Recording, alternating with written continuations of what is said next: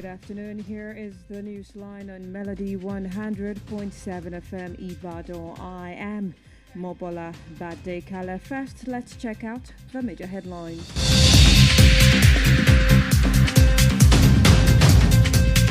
National Assembly unseals Senator Natasha's office. Lagos engages computer village traders on planned relocation to Katangua. On entertainment news, Davido becomes Grammy voting member for 2026 awards. In business, NBS announces 4.23% economic growth. Labour disagree. On foreign, St. Trump to headline opening of 80th United Nations General Assembly.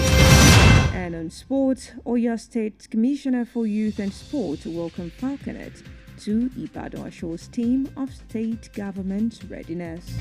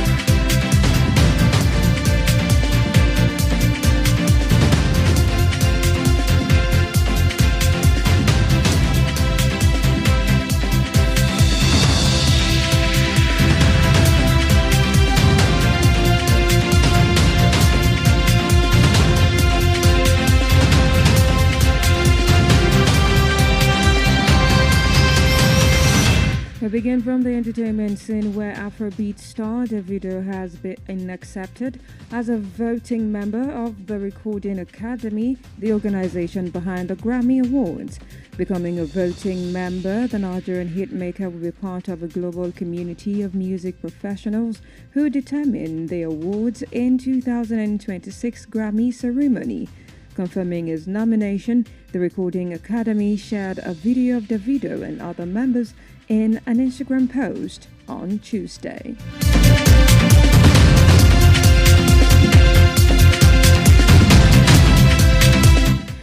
Still on the entertainment scene, Nollywood award-winning actresses and filmmakers Funke Akindele and Tony Abraham have dismissed speculations about an alleged feud between them. Rumors had long suggested the actresses were at odds, citing competition with dominance in the movie industry as the source of the supposed rivalry. The pair, however, dismissed the claims after being spotted together at the movie premiere of Wumi Toriola and skit maker Kiki, actresses Bolaji Ogumola and Bisola Ayola's movie.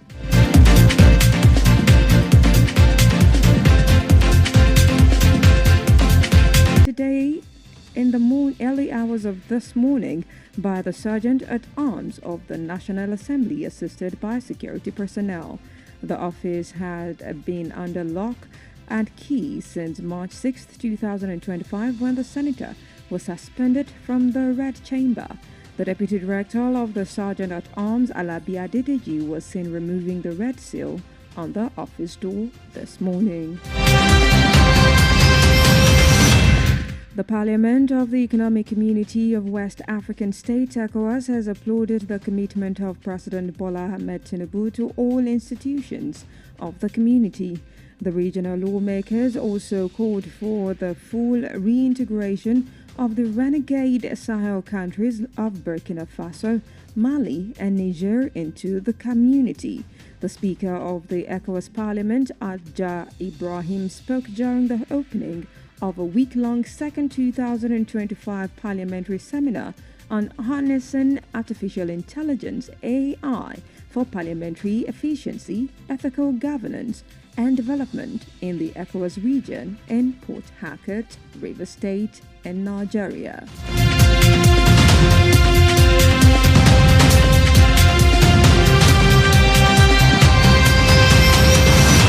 The Lagos State government has held a stakeholder meeting with traders at Computer Village Ikeja to discuss the planned relocation of the market to the newly developed ICT and Business Park in Katangwa, located in the Agbado-Kyodo area of the state. Speaking at the meeting, the Permanent Secretary of the Office of Urban Development of Governor Babajide Sanwo-Olu to promote transparency and ensure that all stakeholders are actively involved in the relocation process. The relocation is part of a broader urban renewal and decentralization strategy by Sanwo-Olu's administration aimed at decongesting major commercial hubs, improving the quality of life, and promoting sustainable urban development.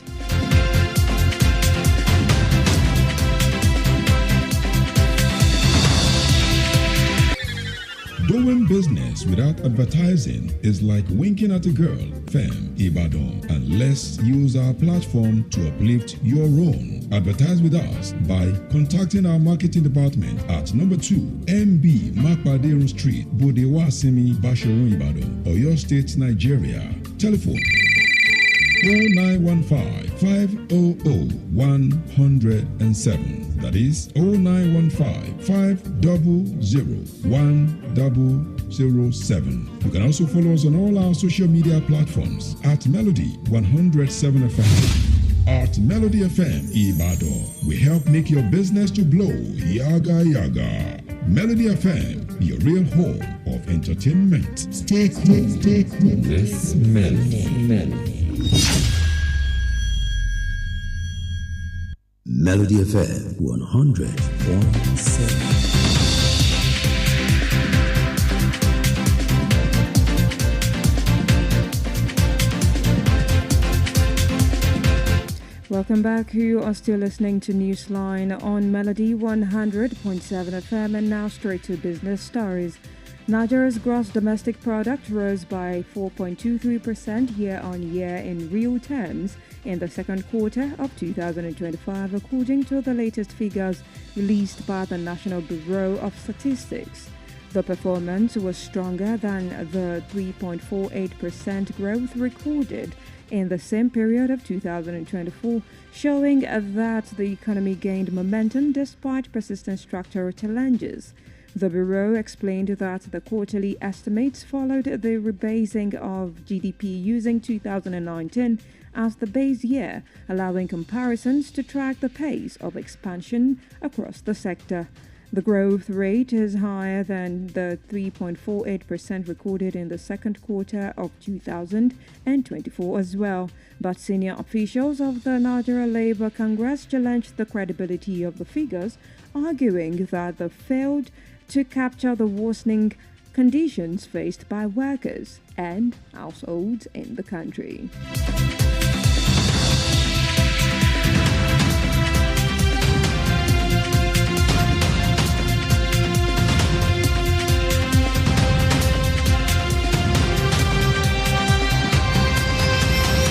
And now turning to the foreign scene, the speech by the United States President Donald Trump will mark the opening of the 80th session of the annual General Debate of the United Nations General Assembly in New York today.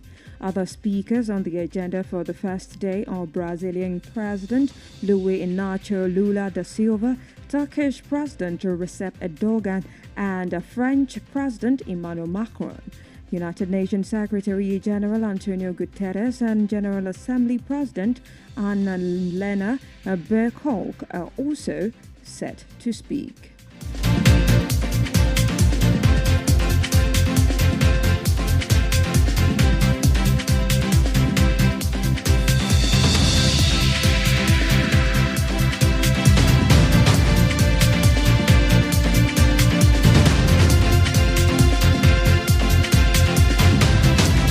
Finally, in the exciting world of sports, this afternoon, the Oyo State Commissioner for Youth and Sport, Honorable Wasila Tadegoke, has welcomed the Nigerian Under-20 Women's National Football Team, Falconet, to the capital, Ibadan, as they prepare to take on Rwanda in a FIFA World Cup qualifier match at the Lake Salami Stadium in Ibadan on September 27th. In a welcoming address, Honorable Wasila Tadegoke assured the team of the Oyo State government's readiness to support them in the quest to victory. This upcoming march is expected to not only showcase the team's skills, but also bring economic value to Oyo State, highlighting the strength and passion of the Oyo people, particularly the Oyo female football team, Pacesetter Queen. As part of the preparations, the Oyo State government has announced that there will be no gate fee for the march, demonstrating its commitment to promoting sports development and encouraging youth participation in the state.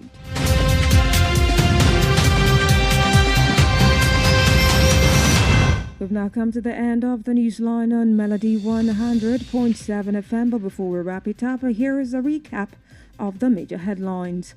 National Assembly unseals Senator Natasha's office. Lagos engages Computer Village traders on planned relocation to Katangua. Davido becomes Grammy voting member for 2026 awards. NBS announces 4.23% economic growth. Labour disagrees. And in the foreign scene, we told you President Trump to headline opening of 80th United Nations General Assembly. And in the world of sport, you just heard Oyo State Commissioner for Youth and Sports welcome Falconets to Ibadan Osho's team of state's readiness. Do well to join us across our social media platforms for more news stories and excellent programming. The news was compiled and produced by Bola Egunfemi and Nafiu Eniola and is edited by Temitope Bremer. I am Mobola. Bad day, Kale. Good afternoon, and thank you for listening.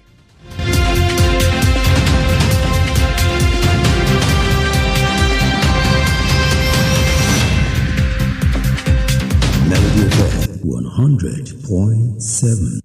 Melody FM 100.7. Ìkànnì tó kọjá rẹ́kẹrẹ́kẹ́. Melody FM Ìbàdàn. Ìròyìn ní ìkànnì Melody 100.7 FM Ìbàdàn.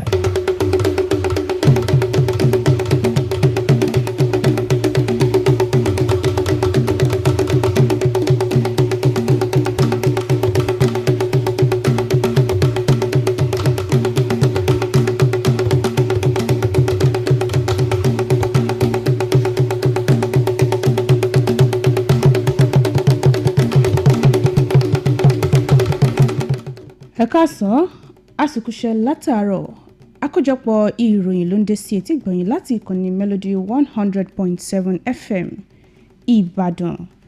Adéníkẹ́ Adésóyè lóníròyìn ṣáájú ẹgbọ́ kókó oníròyìn náà. Ilé aṣòfin àpapọ̀ lè ṣí ọ́fíìsì Sẹ́nitọ̀ Natasha padà. Ìpínlẹ̀ Èkó ṣe ìpàdé pẹ̀lú àwọn ọlọ́jà tó wà ní Computer Village lórí èròǹgbà láti gbé ọjà ọ̀hún lọ sí Katangua. Nínú ìròyìn àmúlùdùn, Davido di ọ̀kan lára àwọn olùdìbò Grammy fún àmì ẹ̀yẹ ọdún 2026. Lábala okòwò, àjọ NBS kéde ìdá 4.4% ìdàgbàsókè ètò ọrọ̀ ajé. Ẹ̀wẹ̀, ẹgbẹ́ òṣìṣẹ́ ti takò ó. Nílẹ̀ òkèrè, Trump yóò ṣíde ìpàdé àjọṣepọ̀ àgbáyé 100 irú rẹ̀ nílùú New York. Lábala eré ìdárayá, kọmíṣánná fọ́rọ̀ àwọn ọ̀dọ́ àti eré ìdárayá nípínlẹ̀ Ọ̀yọ́ kí ikọ̀ Falconet káàbọ̀ sílùú Ìbàdàn. Ó fi dá wọn lójú pé ìjọba ìpínlẹ̀ yìí ti ṣetán láti tì wọ́n lẹ́yìn. Ìròyìn ọ̀hún rèé lẹ́kùnrẹ́rẹ́.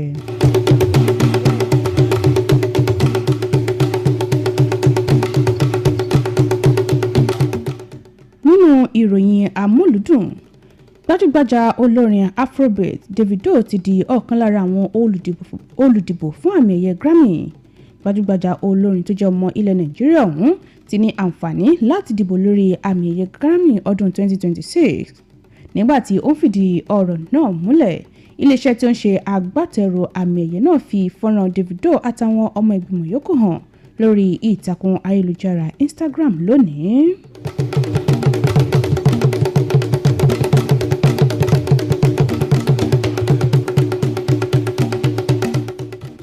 Ẹ̀wẹ̀, àwọn ògbóǹtarìgì òṣèrébìnrin nílẹ̀ yìí tó tún jẹ́ àgbéléjáde Fúnkẹ́ Akíndélé àti Tóyìn Abraham ti tako ìròyìn pé aáwọ̀ wà láàrin àwọn méjèèjì.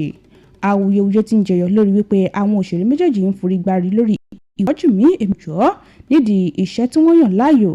Àwọn méjèèjì ti wá tako ọ̀rọ̀ lẹ́yìn tí wọ́n pàdé níbi àgbéjáde eré tí Wùmí Toríọlá àti Kiki gbé jáde. Fọ́nrán tó jẹyọ níbi ètò ọ̀hún ṣe àfihàn Fúnkẹ́ àti Tóyìn tí wọ́n jọ ń tàkùrọ̀sọ.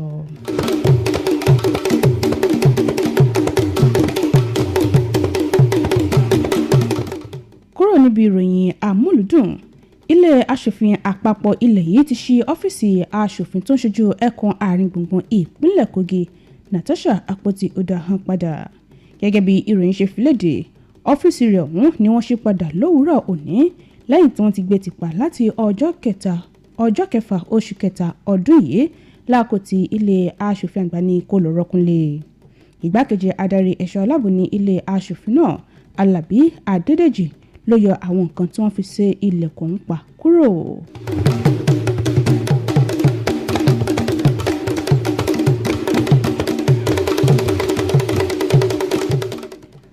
Nínú ìròyìn míì, ilé ìgbìmọ̀ aṣòfin lábẹ́ àjọ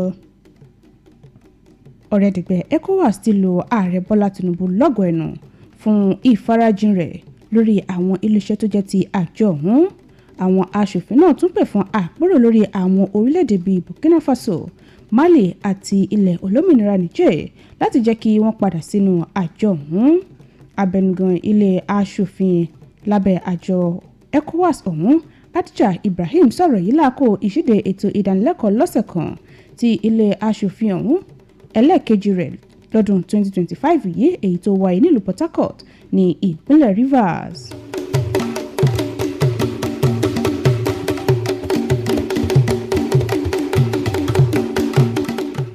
Ìjọba ìpínlẹ̀ Èkó ti ṣèpàdé pẹ̀lú àwọn tọ́rọ̀ kàn ní Computer Village ní Ìkẹjà láti jíròrò lórí ìgbésẹ̀ láti gbé ọjà ọ̀hún lọ sí àyè míì ní Katangua tó wà ní agbègbè Àgbàdo Òkè-Odò nípínlẹ̀ ọ̀hún.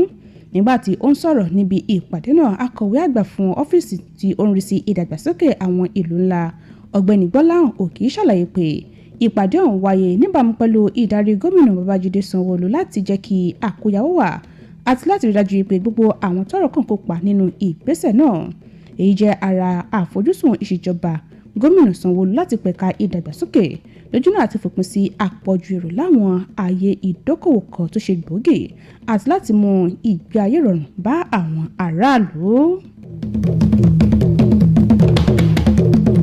Àkójọpọ̀ ìròyìn lẹ́ ń gbọ́ lọ́wọ́ láti ìkànnì Melody 100.7 FM Ìbàdàn. Ìròyìn tẹ̀síwájú láìpẹ́. Ìkànnì tó kọjá rẹ́kẹrẹ́kẹ́ Melody FM Ìbàdàn. Níbo lò ń lọ? Mo ń lọ kéde ọjà mi ní rédíò kan bẹ́ẹ̀ ni. Níbo? Má wulẹ̀ dákọ̀, má sanwó náà. Ibi táyé kọjú sí ni ó kọjú sí. Polówó ọjà rẹ ní Melody 100.7 FM. Àtàjèrè ló sì máa ta. Polówó ọjà ní Melody. Sanwó polówó ọjà sí Melody. Jẹ́ kí wọ́n lò ní Melody. Kọjá ló sì máa ta ní wàrà wàrà. Ẹ kàn sí ẹ̀ka ìpolówó ọjà wa níléeṣẹ́ wa tó wà ní ojúlé kejì MB Mápàdérun Bódè Wàásìmí Báṣọ̀run Ìbàdàn. Ẹ sì lè pè wá sórí ẹ̀rọ ìbáraẹnisọ̀rọ̀ 0915 500 107 lẹ́ẹ̀kan sí 0915 500 107. Bákan náà lẹ́tún lè kàn sí wa lórí àwọn ìtàkùn ayélujára wa @Melody 107 FM. Àtàjèrè fún gbogbo ẹni tó bá polówó ọjà ní Melody 100.7 FM. Melody FM Báṣọ̀run Ìbàdàn ó kọjá bẹ́ẹ̀.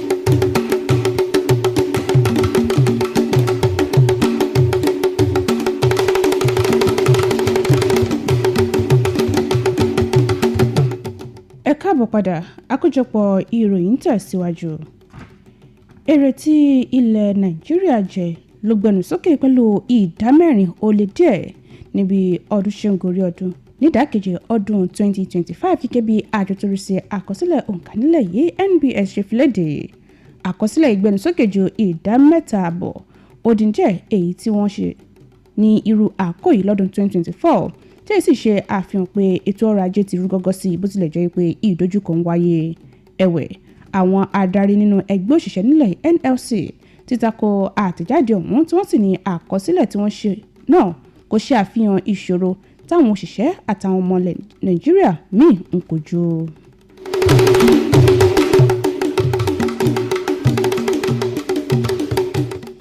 nílẹ̀ òkèèrè ààrẹ ilẹ̀ Amẹ́ríkà Donald Trump ni yóò máa ṣíde ètò níbi ìpàdé àjọṣepọ̀ àgbáyé 100 irú rẹ̀ èyí tí ó wáyé ní ìlú New York lónìí.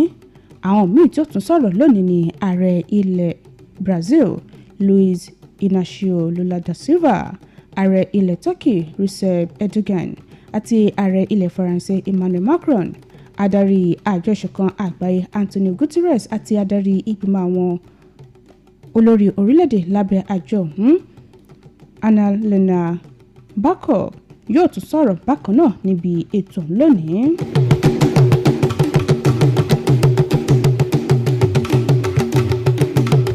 lábala eré ìdárayá kọmíṣánná fọ́rọ̀ àwọn ọ̀dọ́ àti ìdàgbàsókè eré ìdárayá nípínlẹ̀ Ọ̀yọ́ ọ̀nàrẹ́bù Wasilat Adégòkè ti kí ikọ̀ àwọn agbábọ́ọ̀lù lóbìnrin tó jẹ́ ọmọ ilẹ̀ Nàìjíríà tọ́jọ́ orí wọn ò tí tayọ 20 ọdún ikọ̀ Falconet káàbọ̀ sí olúìlú ìpínlẹ̀ Ọ̀yọ́ ti ṣe ìlú Ìbàdàn níbi wọ́n ṣe ń gbáradì láti kojú ilẹ̀ Rwanda nínú ìfẹsẹ̀wọnsẹ̀ láti kúnjú òṣùwọ̀n fún ìdíje ìfẹ̀yẹ àgbáyé àjọ FIFA èyí tí ó wáyé ní pápá ìṣeré Lẹ́kàn Sàlámì ní ìlú Ìbàdàn lọ́jọ́ 27 oṣù kẹsàn-án.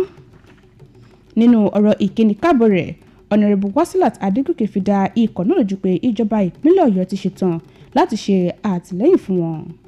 ìfẹsẹ̀wọnsẹ̀ tí ó ń bọ̀ yìí ní ìrètí wà wípé yóò ṣe àfihàn ẹ̀bùn ikọ̀ náà tí yóò sì tún ṣe àgbélárugẹ fún ètò ọrọ̀ ajé ìpínlẹ̀ Ọ̀yọ́ gẹ́gẹ́ bí ara ètò ìgbáradì ìjọba ìpínlẹ̀ Ọ̀yọ́ ti kéde pé ọ̀fẹ́ ni àwọn èèyàn láǹfààní àti wọlé wo ìdíje náà tí ó sì tún ṣe àfihàn ìfarajìn rẹ̀ fún ṣíṣe àgbélárugẹ ìdàgbàsókè eré ìdárayá àti rírọ̀ àwọn ọ̀dọ́ ìpínlẹ̀ yìí lágbára láti kópa nínú eré ìdárayá.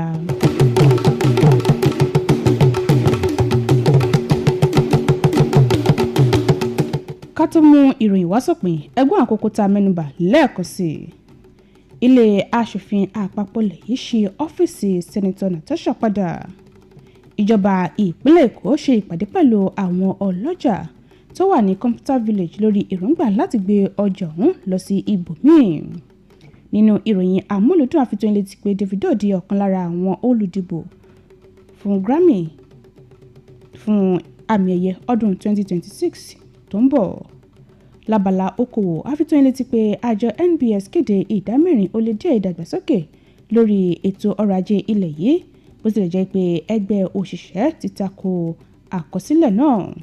nílẹ̀ òkèrè ààrẹ Trump yóò ṣíde ìpàdé àjọ ìṣọ̀kan àgbáyé 100 irú rẹ̀ nílùú New York. lábala eré ìdárayá àfitún létí pé kọmíṣánná fọ́rọ̀ àwọn ọ̀dọ́ àti eré ìdárayá nípínlẹ̀ Ọ̀yọ́ ọ̀nàrẹ́bù Wasilat Adégòkè kí ikọ̀ Falconet káàbọ̀ sí ìlú Ìbàdàn ó fi dá wọn lójú pé ìjọba ìpínlẹ̀ yìí ti ṣetán láti tì wọ́n lẹ́yìn.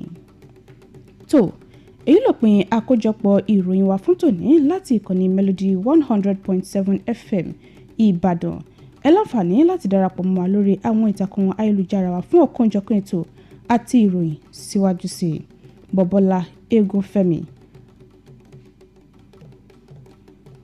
Bọ́bọ́lá Egunfẹ́mi àti Nọ́fíù Ẹniọlá ni ó ṣe àkójọpọ̀ ìròyìn.